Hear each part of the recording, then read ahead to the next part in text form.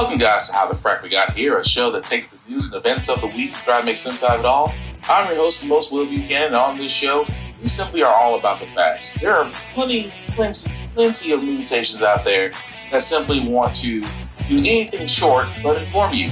Here at How the Frack We Got Here, that's all we believe in. We go up to the left, we go up to the right, we go up to the middle of independence. We go after all sides because there's more than one side of a story to everything. And you need to know it all in order to actually formulate your own opinion. And that's what we try to do here at How the Frack We Got Here. Thanks for listening, and hold on. It's going to be fun. All right, guys. Today's date, March the 1st, 2023, and this is How the Frack We Got Here. I'm your host, the most Will Buchanan on How the Frack We Got Here. We do take the events of the week and try to make sense of it all. Before we get started, guys, we are a news podcast, so sometimes we do try to watch our language, but words do fly. At the same time, guys, there are things that might be shown that might be too intense for younger viewers, so viewer discretion is advised. Aside from that, welcome. So, how do we start this? Well, there's only one way to start this. On this first day of March, going into 2023. Well, as I've said many times on this podcast, the way the U.S. handles student loan debt has been challenging, frustrating, and overall confusing. But as Joe Biden did to unveil his plan for the student loan debt relief to happen, of course, two very ornery people and a group of conservatives decided that they wanted to sue. And now that case is currently being listened to in the Supreme Court, where, keep in mind, the Supreme Court is heavily conservative leaning. I'm concerned. Tonight, the Biden administration's plan to wipe away nearly $500 billion in student loan debt, facing a skeptical conservative majority on the Supreme Court. And along comes the government and tells that person, you don't have to pay your loan. The financial futures of more than 40 million now in limbo. People like Maggie Bell, the first in her family to graduate from college, carrying $30,000 in federal loans. That is difficult. It's depressing. It's stressful. She wants the justices to uphold President Biden's plan to erase $10,000 in federal student loan debt for anyone who makes less than $125,000 and $20,000 for lower income borrowers. Groceries are high. Gas is high. Like, seeing a vacation this year is very difficult for me, right? And I'm not the only person in this boat. Liberal justices today saying the proposal will help millions left struggling after the pandemic. They don't have friends or families or others who can help them make these payments. The evidence is clear that many of them will have to default. But the White House plan is now on pause after 6 Republican-led states and borrowers sued. Several conservative justices today questioning whether the administration overstepped its authority by going around Congress. Most casual observers would say if you're going to give up that much amount of money, they would think that's something for Congress to act on. Tasfika Robb is a college sophomore and son of a taxi driver. He didn't take out federal loans and says it's unfair to force him to pay off others' debts. I chose not to take this loan, even though I could definitely benefit from it. And I needed that money, but I chose not to. So how is it fair to people like myself? I'm not able to get a single penny out of this program.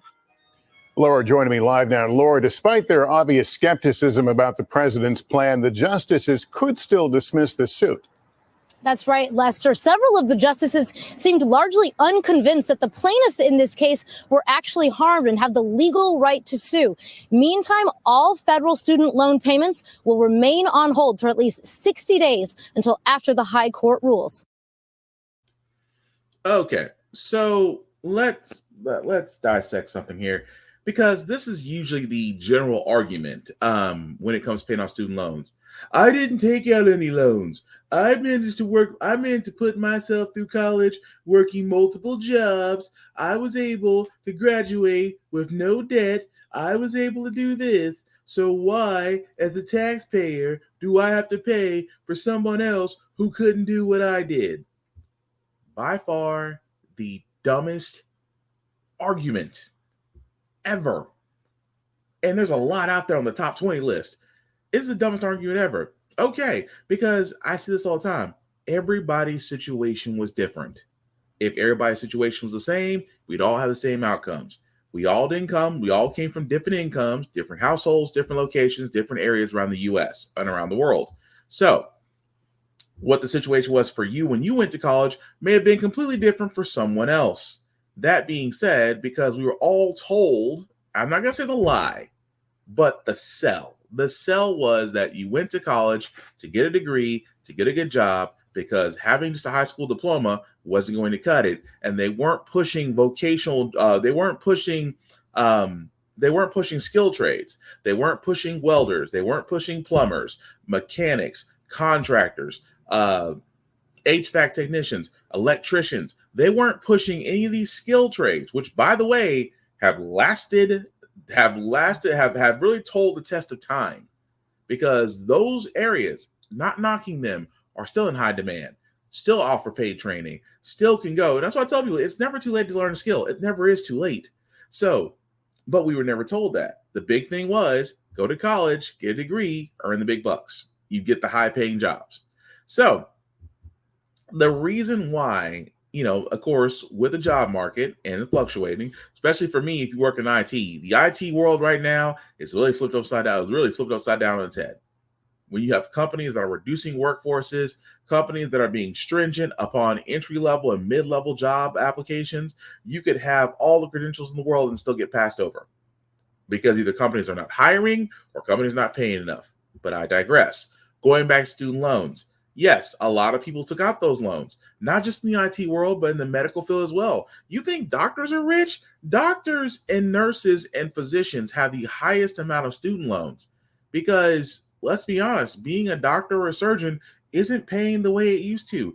Being a nurse, even though in this day and age where nurses are needed in hospitals, unless you're a traveling nurse or a nurse that has a business degree or is in administration, you're not getting paid as much as you should be getting paid. So with that being said, student loans are a problem, and student loans prevent people from really living life, from buying a car, from owning a home. It impacts your credit, your debt to income ratio. It impacts it all.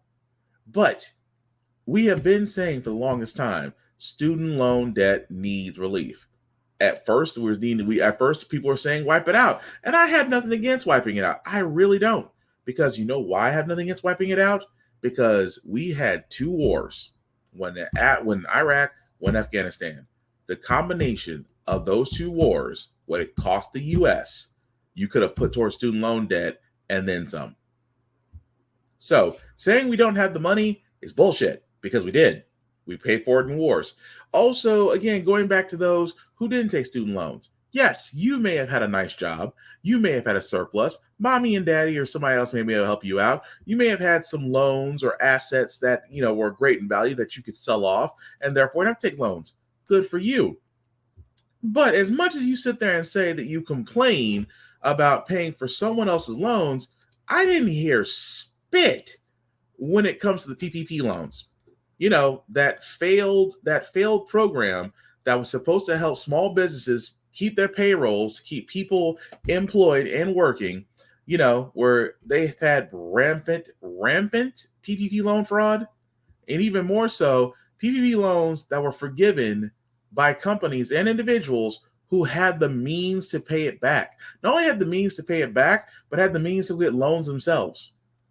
You had multi-million-dollar companies, corporations, religious megachurches taking out these loans have been forgiven. But you understand, by them taking out PPP loans that were forgiven, that means you, the American taxpayer, will have to pay that back. But nobody complains. Nobody complains, because all they hear is a bunch of people, well, you never should take that loan if you couldn't afford to pay it back. That's predatory lending. You want to know how it's predatory lending? And again, I don't mean to go off on this tangent, but do you want to know how that's predatory lending? Predatory lending works like this. If you're 18 years old, you cannot go into a bank and say, hey, I would like to get a loan for let's just say $50,000 to $60,000 to start a business. A bank will laugh at you on the way out. You're 18 years old. Yes, you may have a business plan. You may have had the first 5 to 10 years of projections. You may have had your losses and gains in fiscal quarters. You may have had that all broken down to a T, ready to present to this bank to take a risk on you, to give you $50,000 to $60,000 for you to start your own business. And the bank laughs you out of the room, much less the building, the parking lot. That very same bank will turn around and give it 18-year-olds a $60,000 loan with a ridiculous APR for a student loan. And now they realize they practically have a person that's on the hook for life. Because yes, there are some people that can pay off student loans, but there are some people who have families, who have jobs, especially with the fact that everything's gone up by your paycheck. And the interest alone on these student loans is ridiculous. There are people out there right now that have been paying for 10 straight years on student loans, and their principal hasn't changed. They've just been paying on interest this entire time. That's predatory lending. That's something that shouldn't even be allowed to happen. But you have folks who are worried about paying for other people when they don't understand you're already doing that with wars. You're already doing that with foreign aid, especially to Ukraine. You're already doing that with the PPP loans that have been forgiven, that could have been paid back by those who had the means to do so. But you want to argue about one individual who's trying to struggle to make ends meet, and that removing that $10,000 or $20,000, albeit for some people it's a drop of bucket, it's a drop of water in a bucket. It really is, but it can help. Now, do I agree that Biden should have went farther? Absolutely. I think he should have went farther. I think he should have pushed it, honestly. But Biden is a moderate Democrat. That's basically conservative. That's basically conservative with a Democrat label. I don't expect him to push forward with it. A lot of Democrats out there are not in line with the rest of the progressive Democrats because they still believe that shouldn't happen.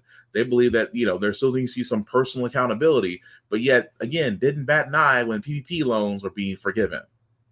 So, with that being said, this is why I said the argument that a lot of people make, well, I could have took that loan, but I didn't, is bullshit. You're complaining about one thing, but you don't complain about the other. That just goes to show you that some people are surely misguided and short-sighted. And yes, I said it. Argue with your mama. But of course, like they said in the story, that the Supreme Court could just dismiss the case, and if so, it could, those same people could sue, and it can go to lower appeals court and really tie things up for a couple of years to come. But if we can forgive PPP loans, we can forgive student loans. That's all I'm saying. Not to mention the simple fact of the matter, by forgiving student loans, you have really increased the economy because now folks don't have to worry about paying back their debts. They can actually go buy homes. They can actually go buy cars. They can actually get jobs. Because yes, jobs look at your credit too. If you got crappy credit and you're trying to go into a certain financial sector or a place that deals with money or statistics, things of that nature, you bet your ass they're gonna look at your credit because your credit shows that you are either a liability or a problem, but mostly liability. But again, we gotta wait and see. Moving right along, though, there are a couple stories I did want to talk about, especially with this one, because after this story, it kind of leads into what else I want to go into about the fact that, you know what, I used to worry about kids being homeschooled. When I see stories like this, I'm kind of for it. As 10-year-old Zai watches cartoons, his mother feels guilt. As a parent, you're supposed to do everything to protect your child. And the fact that I was not there to protect him, that breaks my heart. She's angry, too, about what her son claims his fourth grade teacher at Crosby Elementary did last Wednesday after lunch. Went to another teacher's room to get some tape. She come back into the classroom, and that's when she began to tape him. He got his hand, and he went like this here, went around, came back around. I say, when she started to tape you, what did you say? He said, I asked her, what did I do? I wasn't doing anything. I was just walking. Zai told mom when she left, several students started hitting him from behind, laughing. One kid even saying that he was going to slap him as hard as Will Smith slapped Chris Rock. The child who suffers from migraines asked to go to the nurse's office. Before she let him go to the nurse, She told him, you know, I was just playing with you. Mom says she wasn't called until after school, after a doctor and police talked to Zai. And since then, she says getting reports and hallway video has been made difficult. In a statement, Forney ISD says they're aware of the allegations and an investigation is underway, adding there are two sides to every story. We asked the district to clarify what they mean when they say there are two sides to every story when the end result is a child allegedly taped to a chair. A spokeswoman tells me what they mean is at this point, they still don't know if it happened at all. So why is it two sides to every story? The assistant principal and the principal both told me that she admitted to doing it. As to any rumors Zai had behavioral issues or was hitting his teacher, Mom says no way. She's never gotten a single call. Whoever is out there saying, you know, that that's why she did it, you don't do that to a child. He's not an animal. He's a human being. The school district's own police department is leading this investigation. Zai's mom says the detective told her they should know by week's end if this teacher and possibly some of the older students could face charges. In Forney, Maria. Now, it's amazing when they sit there and say there's two sides to every story. Okay, that doesn't apply here. Because number one, if that was my child, I'd be in jail. That teacher and everybody else who's trying to defend that teacher, that's a different story, because you're not going to sit there and say there are two sides to every story and at the same time decide that, oh, well, he was allegedly taped to a chair because he couldn't sit still. So as the educator, you've got how to call a parent. It's elementary school. It's fourth grade. You're gonna have some kids who are going to be disruptive, but yet the teachers who are older and have at least 30 or 40 years have figured it out how to keep children still and calm and learning. But imagine being that parent when you don't find out. You know, the teacher doesn't call you to say your son's disruptive. The teacher doesn't call you and sit there and says, oh, well, your child got hit by the students and he's in the nurse's office. When everyone else has talked to this child, but you as the parent are the last person to know what happened to your child, ooh, I'd be in jail. Because you should always defend, you should always protect your child. And school is one of those places where we feel like a child should be protected, should be encouraged to learn, to be creative, to have fun, but most importantly, to get an education. At the same time, it does ask question that yes, it could happen. I mean, I'm not saying it can happen in North and South, but yes, this did happen in Texas. Yes, the principal seems to be defending the teacher. At the same time, I don't blame and this actually kind of goes to the next story. When I sit there and say a lot of parents, especially Black parents, I used to sit there and say homeschool. When I heard the word homeschool, I was like, oh no, because in my opinion, homeschool destroys a child's social skills. I do believe that a child has to be around a group of their peers to develop social cues, to learn social manners and skills and things of that nature to help them be more productive adults. I used to say it at first. It can't happen in the home where your mom is also your teacher. And if you have siblings, they're your classmates. I used to say that. I used to sit there and say, what do you really learn from your parents from homeschool? I used to be that way. Now, again, when you see stories like what we just covered in Texas, that a lot of families, especially Black families, are starting to do homeschooling. Even this study right here, where it sit there and says that according to census data, the number of Black households homeschooling their children has jumped from 3.3 from the start of the pandemic in 2020 to 16.1 by the end of 2020. So you can only imagine that the number of homeschool children in the U.S. doubled from 2.8 before the pandemic to 5.4 in the 2021 school year. I wonder why. And it could be, and also this could be argued that a lot of it had to deal with a pandemic, because remote learning was difficult for some, because kids need to have that in-person educator. So learning via remotely has been a challenge for some. Won't argue that. And even some parents kind of felt like, I don't trust it because a lot of parents didn't want to get their kids vaccinated because vaccinations were still, it was misinformation trying to battle science data. So that was another thing. So I get that parents wanted to make sure to keep their kids protected. And if homeschooling was the best way to do it, then so be it. But imagine we just got through talking about a fourth grader who was allegedly taped to a chair, got beat on by other kids, and the teacher just took him to the nurse's office. And that's an ordeal. That's traumatic. And that child is going to now have that memory. But like I said before, I get homeschooling now. Am I against it? My stature on it has changed. Because I used to sit there and say, well, I think that kids just need to be out in a live environment.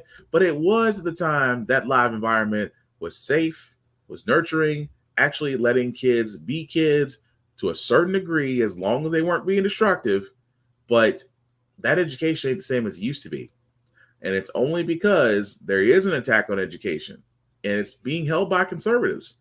Conservatives are literally wanting to privatize something.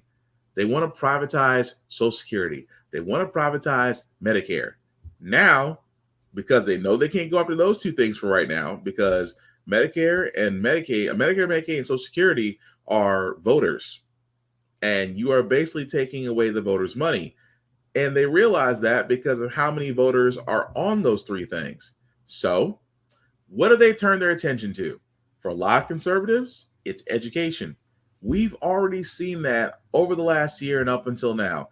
But specifically, Governor Dictator Ron DeSantis, and I say Governor Dictator because he basically is acting like a dictator, has decided that there needs to be an installed board at a Florida liberal arts college. Why? Well, he doesn't like the curriculum. Keep in mind, I said he. Parents, faculty, and alumni of the new college, a small, progressive public college in Sarasota, Florida, speaking out today against Governor Ron DeSantis' conservative takeover of their school. DeSantis has removed 6 of New College's 13 trustees just in January, insisting that the school had declining enrollment and was too focused on things like diversity and critical race theory. The board in turn ousted the college president, appointed a DeSantis ally, and gave him a base salary of $699,000 a year to run this school, which is nearly twice what his predecessor made, and an absolutely enormously large number compared to many college presidents across the country. Here's just some of what the new Board of Trustees heard today in this emotional and contentious meeting. I'd like to be one of the first students to welcome our new president by letting you know that you are in fact not welcome here. What you're doing here is not about education. This is political theater. You want political theater? We'll give you a show, and we're not going to make this easy for you. Does this trustee have the intellectual skills and fiduciary duty to serve New College? Or, as he's admitted to the media, is he merely a soldier of rhetoric in DeSantis' army? Please make sure to comply with outstanding public record requests in order to not break the law. Thank you.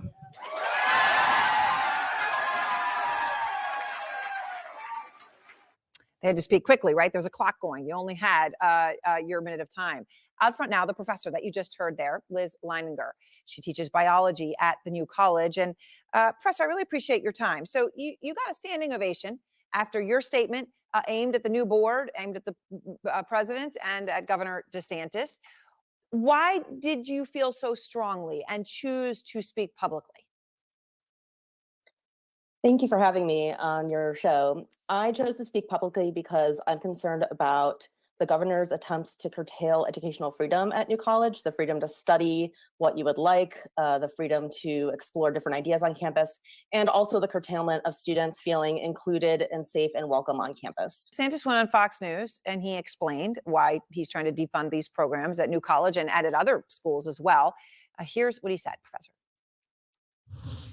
We're getting the ideology out, and we have every right to do it. Some people think that you have a right to operate inside of a university and do whatever you want and have the taxpayers fund any delusion that you may have. So what we're doing is really making sure that these institutions are accountable to the voters that have put us into office.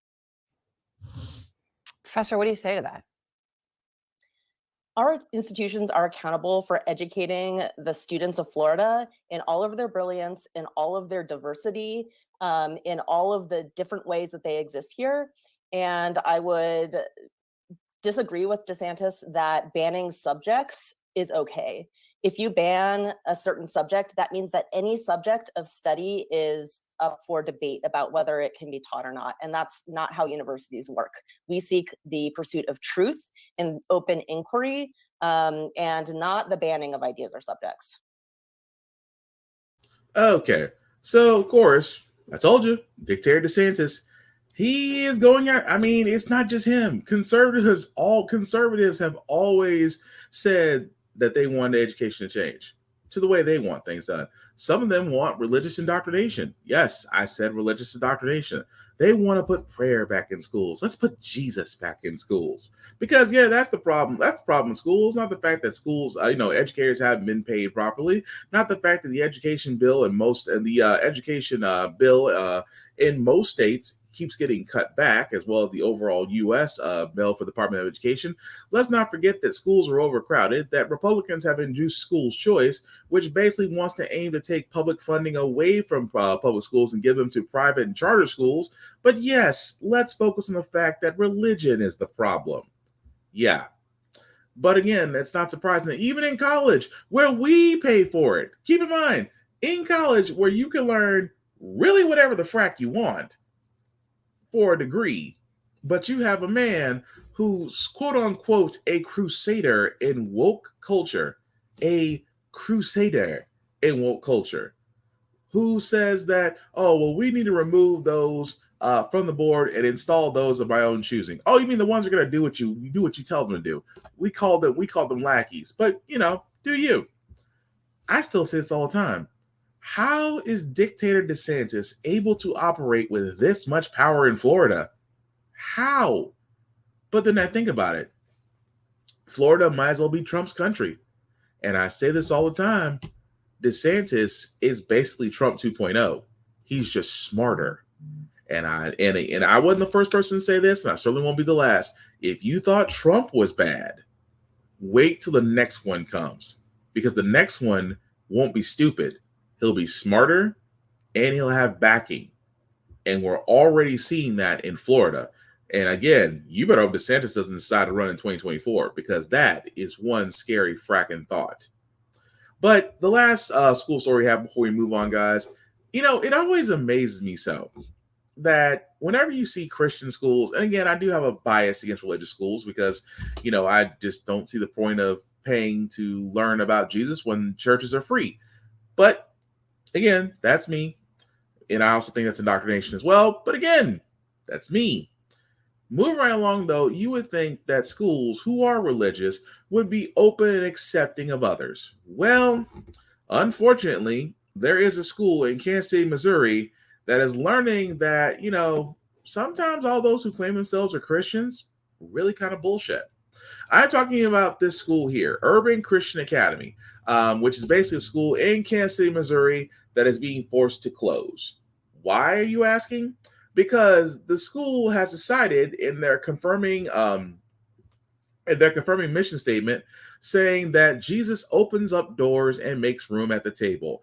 But last year they decided to add this quote: "We are an affirming school. We stand with the LGBTQIA+ community and believe in their holiness. We celebrate the diversity of God's creation in all its varied and beautiful forms." So, after that statement got put out, according to the school, donors who actually gave to the school stopped contributing. Many of them citing their interpretation of Christianity as the reason. Now, because of the loss of funding, Urban Christian Academy will now close its doors at the end of the school year due to the loss of financial support. Now, there is no other way I can say this except that's how you know. And I say this all the time. You want to know how atheism just keeps growing? Is if atheism was a church, its members just increase. I mean, think about that for a second. A school has decided to really embrace the idea of God loving everybody. And then you have certain donors out there saying, well, that's not my Jesus. That's not my Republican brown-haired, blue-eyed Hell's Angel Jesus. He does not love the gays. He does not love the condemnations. Leviticus tells you that man shall not lie with man, and woman shall not lie with woman, and man shall not lie with donkey. That's how they sound. That's how they sound. Instead of the simple fact of the matter that school, for it to be a Christian academy, sat there and said, we welcome everybody. We are literally carrying the idea of everybody welcome at the same table. And those who are quote unquote Christians lost their fracking mind and sat there and said, you know what? No, I will not pay for this to happen. You will not sit there and call me if I'm wrong. This is the reason why I sit there and say, always it amazes me because Republicans call themselves Christians or Catholics all the time. Christians is the big word, but they call themselves Christians all the time. But again, they're hypocrites. And yes, this might go, but Will, aren't you slightly jaded toward these type of religious institutions and schools? Yes, but when I see a school turn around and sit there and say we embrace everybody, and specifically say the LGBTIAQ plus community, you're basically saying we want everybody, no judgment. Everybody's welcome. I can get behind that. What I can't get behind is those who see that and immediately say, well, I'm not going to fund this, and then cite their interpretation of Christianity. This is why I sit there and say all the time, I'm not going to say God. Jesus literally had one rule. Love everybody. I didn't see anybody else during the Sermon on the Mount going, well, what about the gay people? I don't see Jesus going, motherfucker, did I stutter? Love everybody. And it's amazing how one school decided to do that, and the real hypocrites decided that they wanted to show their true selves. Just saying. But this is why I sit there and say there, the real war, the real war is not on Christians. The real war is that you have these extreme repressed religious nuts citing their war in education because they know that their demographic is changing. In the next 10 to 20 years, the demographics are shifting, and they don't like their place on the food chain once the dust settles. So how do you fix that? You go after education, because if you go after education, you can control the masses, and that's what they're attempting to do. But speaking of things they're attempting to try to do, a few stories from my progressively backward state of Tennessee. Former officer and aspiring mattress actress, Megan Hall. Look, there's no other way to put it. If you were paying attention to the news or watching my podcast the last couple of weeks ago, we all heard the ballad of Megan Hall and the Laverne Police Department, and that it was one big old eyes wide shut party. So we all knew that Megan Hall and others were fired. Some were investigated, but fired later on. The police chief at the time that knew everything that was going on in his house was also fired. Well, as you can see there, Megan Hall decided to file a lawsuit against her superiors, saying that she was groomed for sex and created a hostile workplace. I've heard some Hail Marys in my time. Some Hail Marys, don't get me wrong. But it's going to be a hard sell for her. And I say a hard sell because, number one, there were rampant allegations. Now we found out that they're true, of officers basically having coys with each other in the police department, in squad cars, behind buildings. Now, I know for everybody that lives in Laverne, Smyrna, and Eoc, Tennessee, we're all going, duh. But for all those that don't live in Tennessee, yes, this happened. But for the natives, yeah, we knew. Couldn't do anything about it because you can't really, police have more protection than really citizens. But the whole idea that she's trying to say is that, well, she's trying to say in the lawsuit that her superiors are basically saying the order for her to get ahead is that she had to give up the goods, and say that, she's more of a victim or things of that nature. And I'm just like, that's going to be a hard sell. it is going to be a hard sell. Just because she was found with multiple men. She was found with multiple men. And the very same men she was found with also got fired. There's still there is nobody standing after all this. When the names got put out, those same individuals, including the chief of police, all got fired. But the fact that she's trying to sit there and say it wasn't me, it was them, feels kind of like a Hail Mary, because I kind of feel bad for your husband, but your husband decided to stick beside you, but so did half the police department. I know it's terrible. I try not to say it. I tried, I feel miserably. Half the police department already stuck it to her. But anyway, guess we'll follow that story as it goes along. Another story, which again we're also following, is that Ron DeSantis is governor, dictator, possible 2024 candidate. Ron DeSantis has decided that, yep, he was able to take on Disney, and he got his wish. Earlier today, Florida Governor Ron DeSantis signed a bill stripping Disney of its longtime self-governing status in that state. For decades, the area surrounding Walt Disney World, known as the Reedy Creek Improvement District, had its own taxing and bonding authority. Now, this had allowed Disney to make its own planning and zoning decisions, as well as have its own fire department. NBC's Vaughn Hilliard joins us now. And Vaughn, I know you've been following this case closely. Help us understand what exactly the signing of this bill does and what the reaction's been so far. Right. And the special governing district, Aaron, it has been around for more than 50 years. It was created when the developments for Disney World first started back in the late 60s there. And essentially, we're talking about a 25,000 acre area here, multiple miles in which Disney was given the rights to develop, to place its own tax code, as well as issue its own bonds and really plan its own development across this greater Florida area. But after last year, the Disney company spoke out against what was dubbed the Don't Say Gay bill, which restricted what public school educators were able to teach about sexual orientation and gender identity. The Disney Corporation released a statement at the time pushing back against the legislation. Now, Ron DeSantis said in essentially retaliation that this was a company that was wrong for speaking out against his policy decision. And today, upon signing this legislation, he said, quote, "The corporate kingdom finally comes to an end.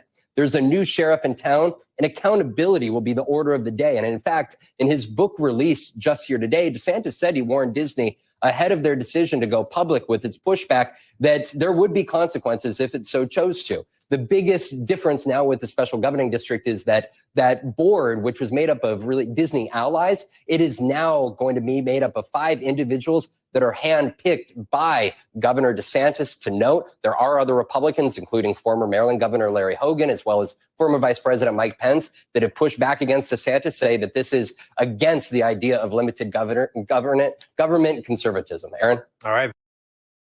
Ooh, DeSantis. You want to take on the mouse.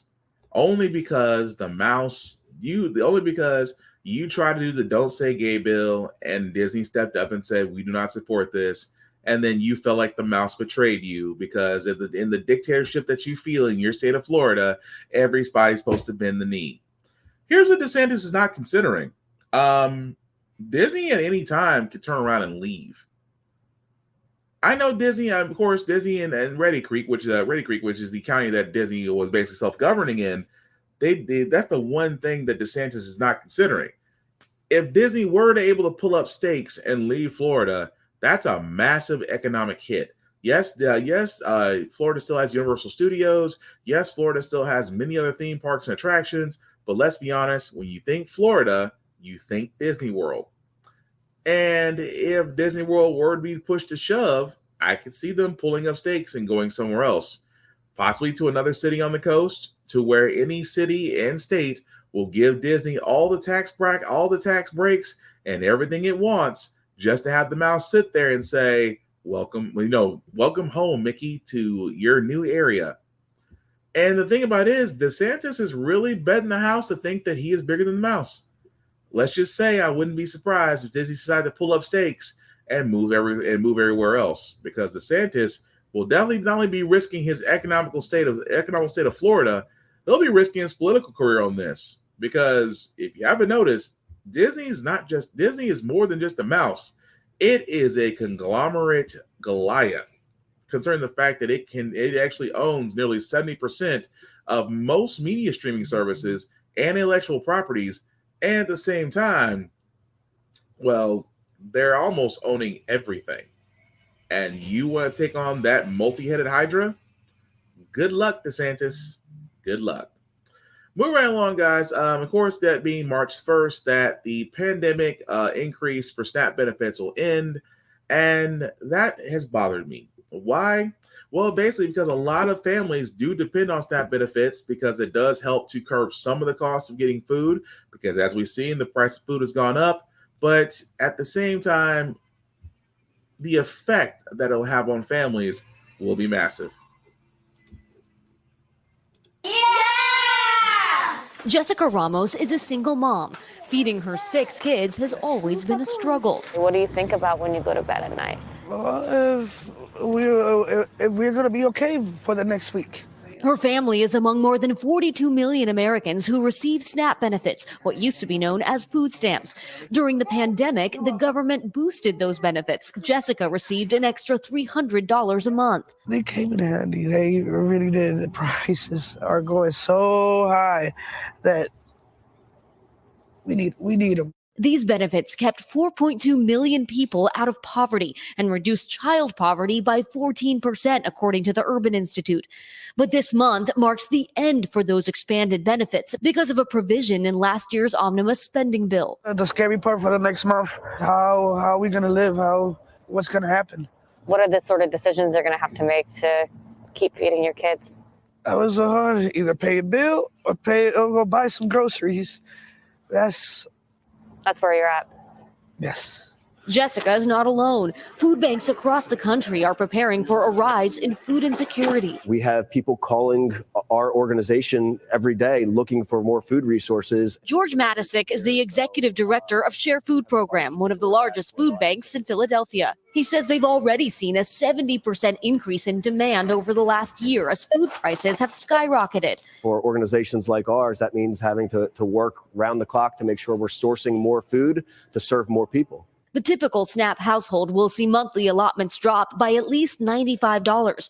For older Americans and big families like Jessica's, the difference will be hundreds of dollars. The people in Washington who are making these decisions, what do you want them to understand about what life is like for you? For them to put themselves in our shoes, that we really are struggling out here. So please just consider, think about the children, mostly the children. Dasha Burns, NBC.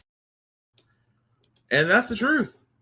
That they, for the longest time, folks are now seeing that those SNAP benefits that were helping during the pandemic to boost, because again, everything has gone up. I mean, we just got through talking about the price of eggs due to avian bird flu.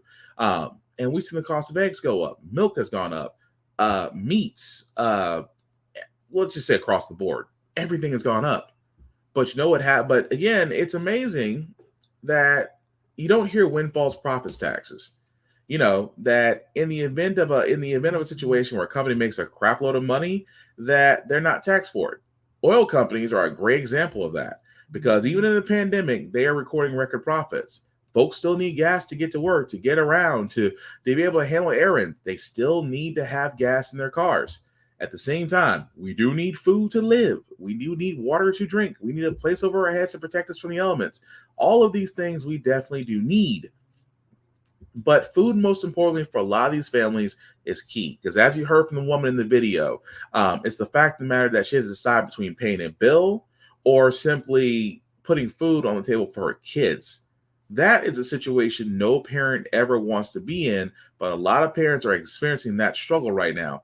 But again, this is why I say in Congress, I don't expect conservatives to do more, because they'll sit there and say, well, why don't you try? They will say everything else in the sun except giving help. And even the same way, I expect some moderate Democrats to also not agree. They will not extend the benefits, although I think they should. But you know what they should be? But the thing they won't do is they will not suspend the Trump spending bill, the Trump tax breaks. that when Trump was in office, that the tax breaks that he put in place for rich people and corporations are still in effect. Still haven't been taken down yet. Those have been running since Trump's run. And yet that these pandemic benefits are going to end, and yet I'm not expecting Joe to say anything, but I do expect something to be said, because it seems the only time you do, and a lot of people are kind of spurned by elections, because the first thing they'll sit there and say, a politician only listens to you when it's election time, but once they're hired, they disappear. All the more reason why we need to look at who we elect, the terms in place they can look into, the lifetime benefits and pay that they get. All of that needs to be looked at and changed. But we should not depend on Congress or the House or the Senate to do those things. We can actually put those things into ourselves, and as the American people, we can vote on them. Yes, that is something we can do, that we should be doing. But it is sad that a lot of families are now going to have to find a way to make the ends meet in an already budget tight situation. But yeah, aside from that, again, I know I'm conservative heavy just because they're usually the group that makes the most illogical decisions, especially in this case of Jackson, Mississippi, where Governor Tate did sign a bill that prevented transgender care for minors. Nearly 2 weeks after transgender young people and their families protested the idea of blocking access to gender-affirming care outside the state capitol, House Bill 1125 is now law. and that's effective immediately. No child in Mississippi will have these drugs or surgeries pushed upon them. This stops today. We are taking a stand for all of our children. Opponents say there aren't any doctors offering gender reassignment surgeries in the state, but the governor wants to ensure that's never the case. At the end of the day, there are only two positions here.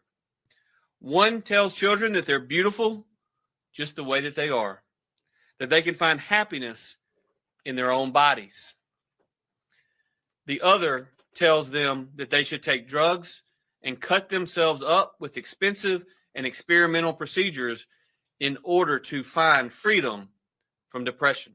Advocates watching the speech from outside the building say the governor shouldn't keep parents and families from making those medical decisions. And we're here to say once more, this is wrong, it's unjust, and it's going to cost lives.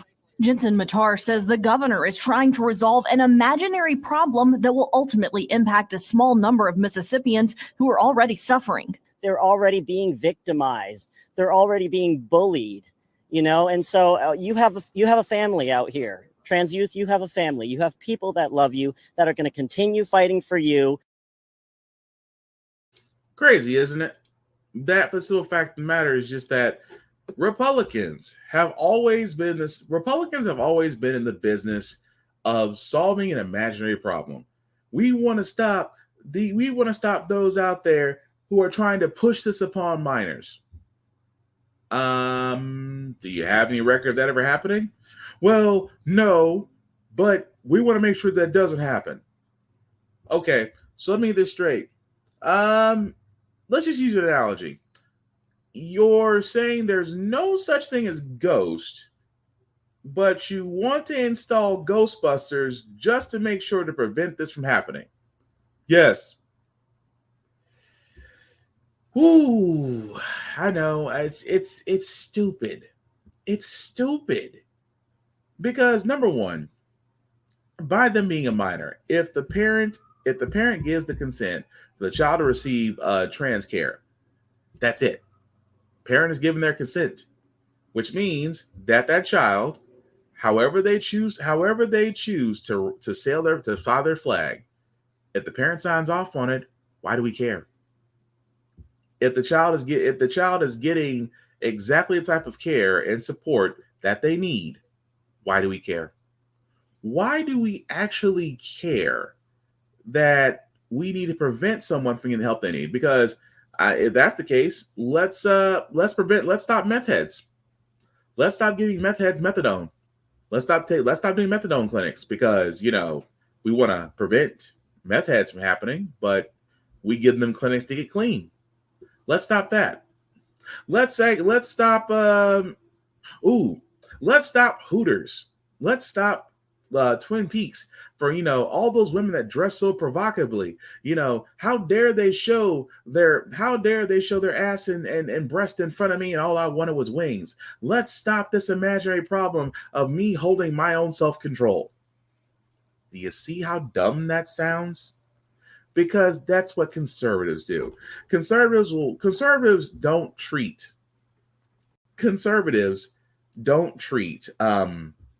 people who are not like them, which is basically old white guys, basically consider themselves hyper religious but really hypocrites. Anything different from them is not a person. It's a problem, a disease, or simply a nuisance. So what do? They can't pray it away, but they can legalize it if there's enough of them. But even more so, conservatives have always treated the LGBTQ plus community like a disease. They've treated it like it was a plague. And even more so, and I say this all the time, and I've got two stories that will support this theory. Here's my theory: that for every time a conservative speaks out against LGBTQ plus issues, they are a closet member of the LGBTQ plus community. Closet member. What I mean by closet is they secretly want to be a part of that club. They're just too ashamed to admit it. Don't believe me? I got like I said before, it's always Republicans that get caught. Especially this guy right here.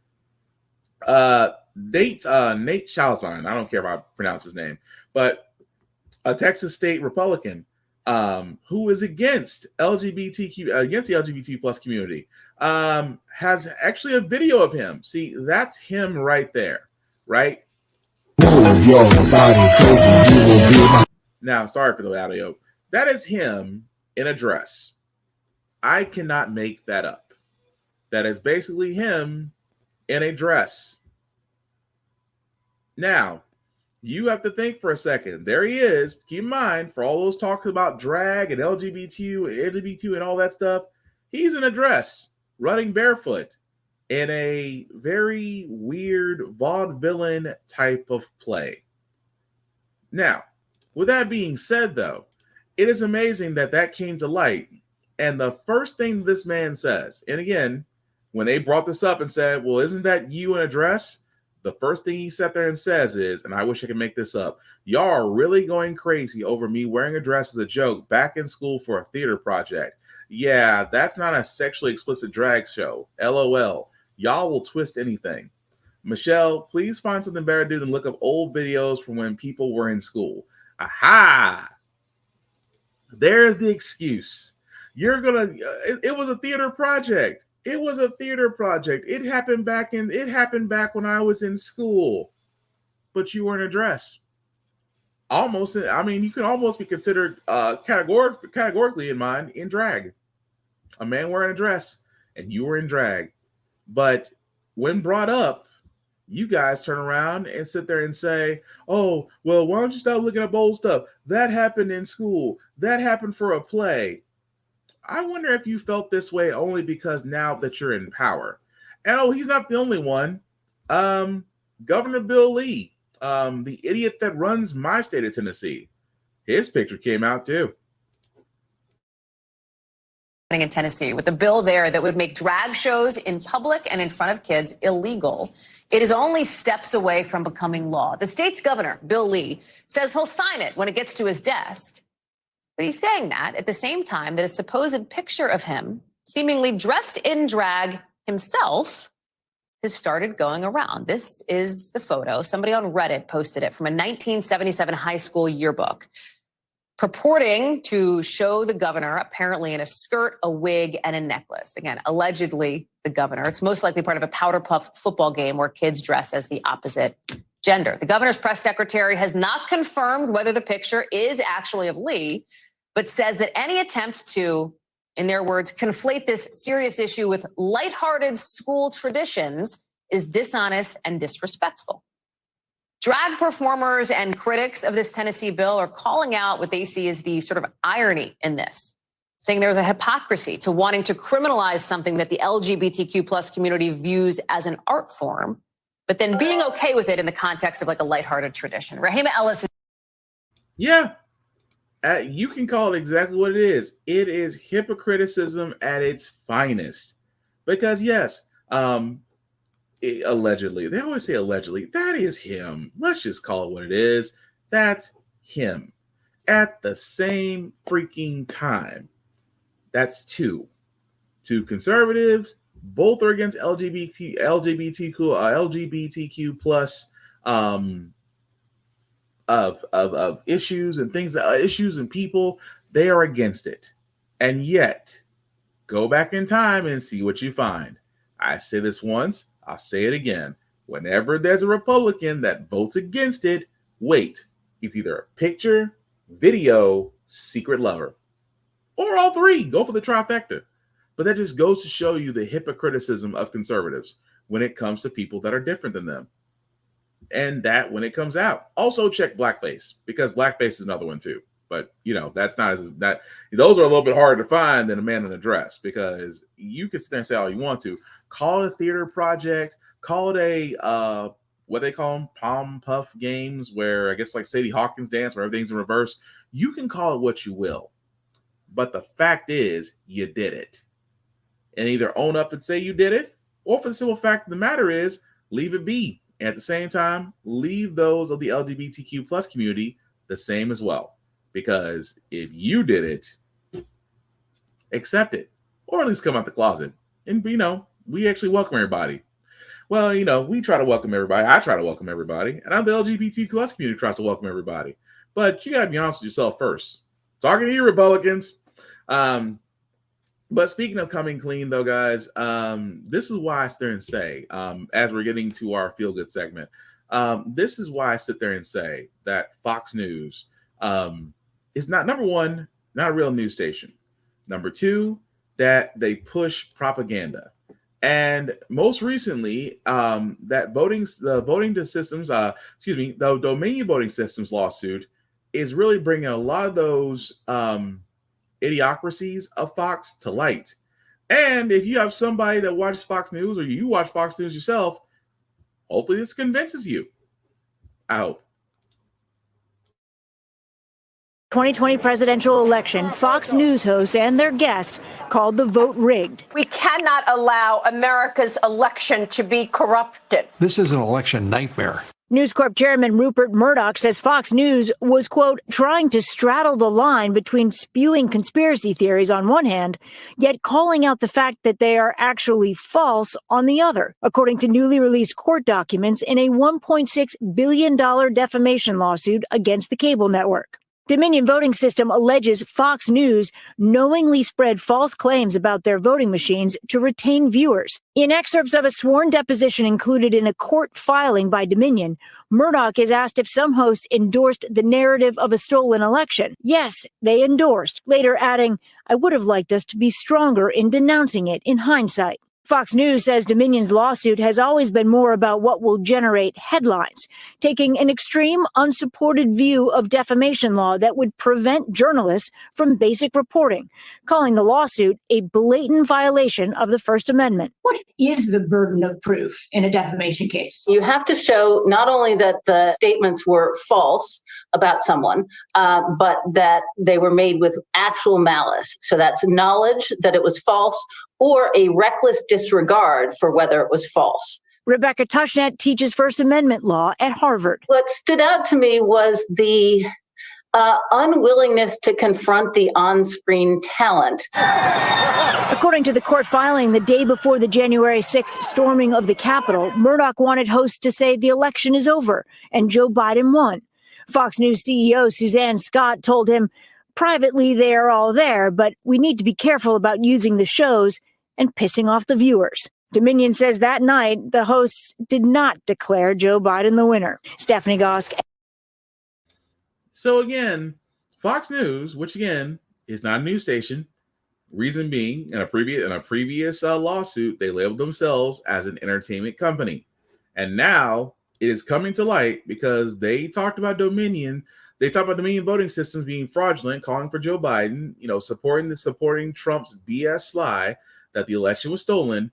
Now all those chickens are coming home to roost. Now, of course, this could mean anything. Fox is $1 billion company.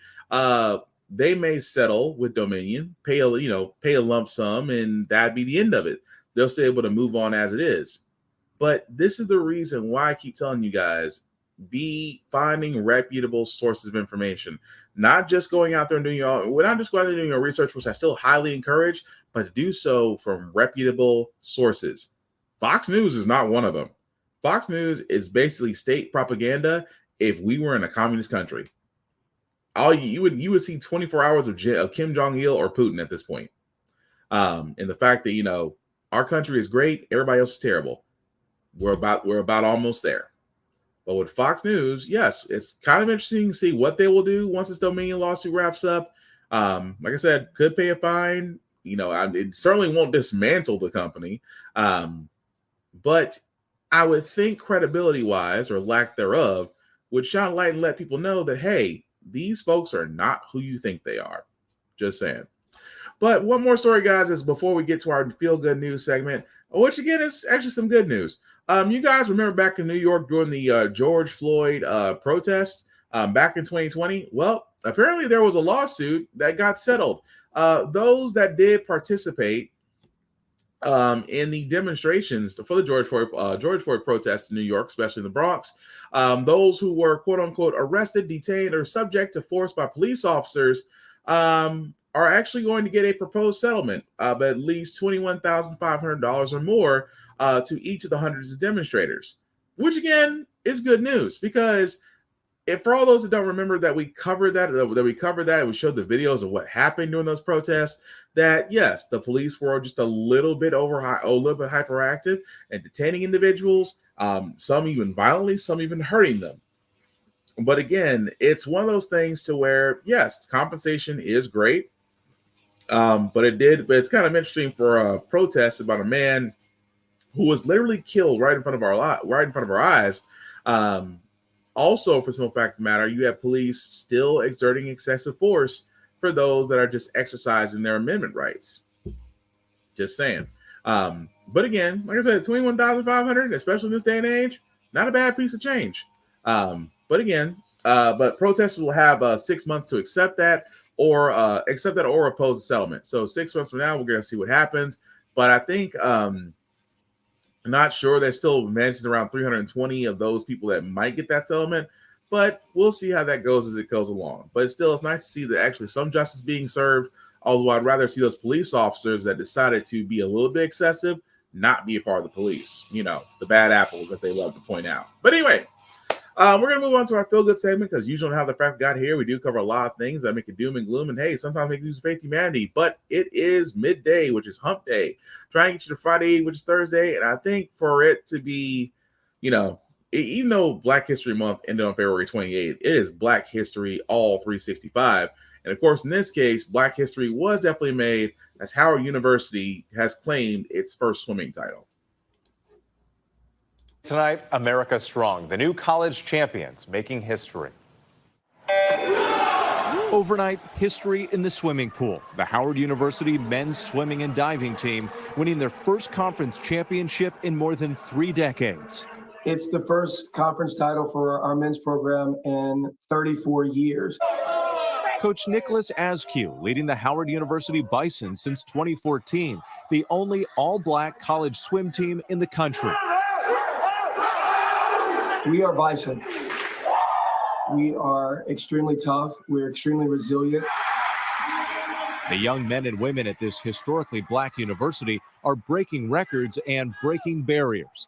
Coach Askew, a Howard swim and tennis alum himself, is on a mission to shake up swimming, to make it more inclusive and create an energy that excites the fans and competitors. Howard is a very special place. We have young men and young women that really, really love being here, because for the first time, they are in a sport, in a collegiate atmosphere that they don't feel by themselves. They have their cup full because now they're swimming and diving with people who look like them. He's determined to maintain his players' spots on the leaderboards with an emphasis on hard work and character. There's really no days off. There's a saying we use all the time, don't count the laps, make the laps count. But with a goal to inspire change, Coach Askew insists his responsibility goes beyond the pool. My thing to them is, your purpose is bigger than just what we do here as an athlete. Your purpose for being here has so much to do with you becoming the best version of yourself. Congratulations to the Bison. Indeed. Congratulations to Howard University Bisons for winning the first swimming title in 30 decades. All great things. And to quote a good friend of mine, Hellspawn Cosplay, for all those, keep talking. We're coming for everything. And I am all for that, because yes, just like you keep on saying about swimming, tennis, as soon as we get some NASCAR drivers in there, we're taking that shit too. And I said that with a smile on my face. But that's going to do it for this podcast, guys. I do thank you all for watching, for liking, for letting people know this is live. I certainly appreciate that. Some shameless plugging before we do get out of here. I don't have his video up, but again, shout out to my boy, Big BZA Dot. Big BZA Dot, you can find him on Facebook and on YouTube, as he does do his Beats page, where you can purchase beats if you are interested from there, but definitely give him a like and follow. I myself, guys, BlackBox447 can be found on all socials. You can find me as I usually post reviews of everything that I watch, that I read, that I play. Even gym stuff, because I do a couple push-ups. At the same time, guys, the link at the bottom of that, just a wee bit bigger for you guys to see. If you copy and paste that into your browser, will take you to my link tree that has the YouTube and Facebook groups for all of my podcasts. How the Frack got here, Get Bit, and of course, Off Limits. I kind of forgot about that podcast. That's kind of sad. But definitely like, share, follow. And again, if you like the show, let me know. If you didn't like it, let me know. I'm open to all opinions, everything that we discussed this far. I'm pretty sure there's going to be some of y'all that's going to feel some type of way, especially that I talked about conservatives. But hey, you knew what it was when you typed on the here. But that being said, guys, I do want to let you guys know that, yes, if you notice, we are kind of back to wearing masks in a lot of places.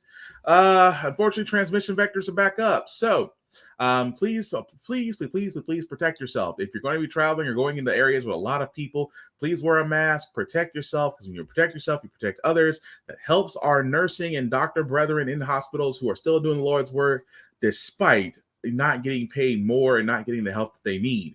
But protect yourself to protect others. If you're the least bit sick, please stay home, because that is how we're going to beat this pandemic, by doing it the right way. Aside from that, guys, the last before we get to our ending part of this, I do want to stand and say this, because again, in 2023 we want to be different, which means that there is no competition. There is none. We are all in different lanes. We are all running different tracks, which means that we're all going to be successful at different times. If someone else has gotten to their goal before you, please don't be salty. Congratulate them. We need more congratulations and less must be nice. We want to see more I'm more proud of you than saying, well, okay. We need to be more as a people. And I'm talking especially to my POCs, to my seasoned Mayo folks. We need to be more appreciative and celebratory, and less isolating and self-hating and being jealous. Because why? We need to be a nation of helping people up, of removing the doors off these areas and creating walkways for everybody to, because there's room at this table. As one of my friends once said, there's plenty of room at this table. You just got to make your own plate. And if you're not able to, stay in the kitchen. Simple and plain. Aside from that, guys, last thing I'll say about how the Frack we got here, it's all about staying informed. We are not trying to reinvent the wheel, guys. We are simply giving you all the information, allow you to make up your own mind. However, we are providing a logical perspective that goes along with it. We do a lot better in society once we're informed. We're progressive. We move forward. We try to right the wrongs of our past by making decisions now that we should have done back then. Like electing our first Black woman to the U.S. Supreme Court, electing our first Black woman to the Federal Board of Governors, electing our first Black 4-star military general. All great things. When we don't learn from history, that's when we are doomed to repeat it. That's why we keep asking ourselves, why does everything go up by our paycheck? Why are we electing different politicians, but still the same old game in Congress? Most importantly, how the Frack we got here. Thank you all for watching, guys. Take care of yourselves. And